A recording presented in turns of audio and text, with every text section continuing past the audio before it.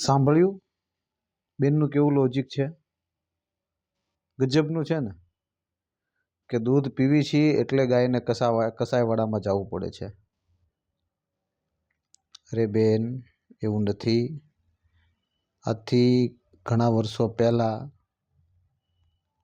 માણસો દૂધ પીતા હતા અને ત્યારે આવું નહોતું થતું. અને આવું નહોતું થતું ને અત્યારે આવું થાય છે ને કસાય કોણ છે ને આ બધી તમને તો ખબર જ છે. તો તમે જો ગાયનું રક્ષણ કરવા માંગતા હો, ગાય આપણી માતા છે અને ગાયનું રક્ષણ કરવા માંગો જ છો, તમારી પાસે સત્તા હશે, તમે વેલ એજ્યુકેટેડ છો, તમારી પાસે લક્ષ્મી સેવા પણ હશે, તો તમે ગૌશાળા બનાવો અને એ ગાયોને સાચવો અને એ દૂધને તમે વેચતા નહીં. એ દૂધ ઓનલી ફોર એના વાછરડાઓ માટે જ છે, આ યાદ રાખવાનું. બીજા નંબરમાં પેલા ગાયું દૂધ નથી દેતી તો પણ રાખતા જ હતા ગૌપાલકો. પણ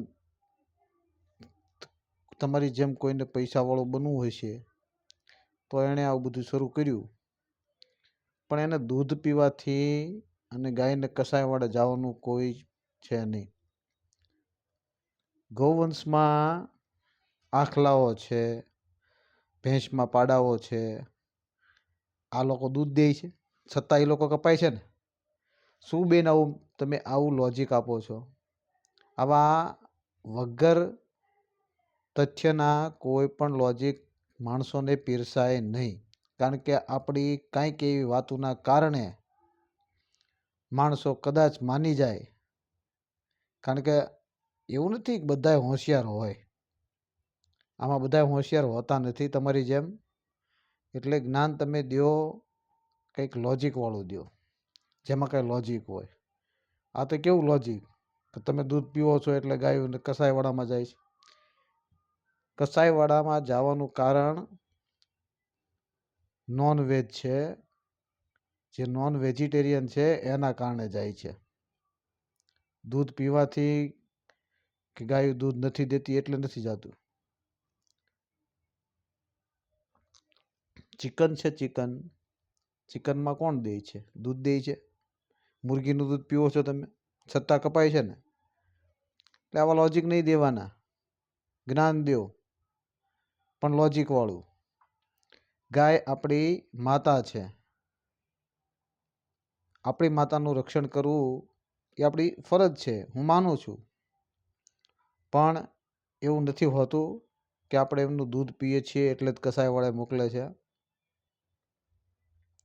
એટલે હવેથી કાંઈ પણ જ્ઞાન ઝાટકો તો બેન વ્યવસ્થિત અને કોઈ લોજિકવાળું, એકલું પપ્પુવાળું નહીં દેવાનું. જેમ પપ્પુમાં કોઈ લોજિક નથી હોતું એમ તમારા વિડીયોમાં આ જે જ્ઞાન છે એમાં કોઈ લોજિક નથી. માટે કંઈ તમને ખોટું લાગ્યું હોય તો માફ કરજો, પણ લોજિકવાળું જ્ઞાન લઈને આવજો. પોતે ને પોતે તમારા માણસો તમે વિડીયો શૂટ કરો અને તમે એવા ને એવા પ્રશ્નો કરો ને પછી પાછા એ ભાગી જાય. આ બધા તમારા માણસો હોય છે. માટે આવું બધું કાંઈ કરવાનું નહીં.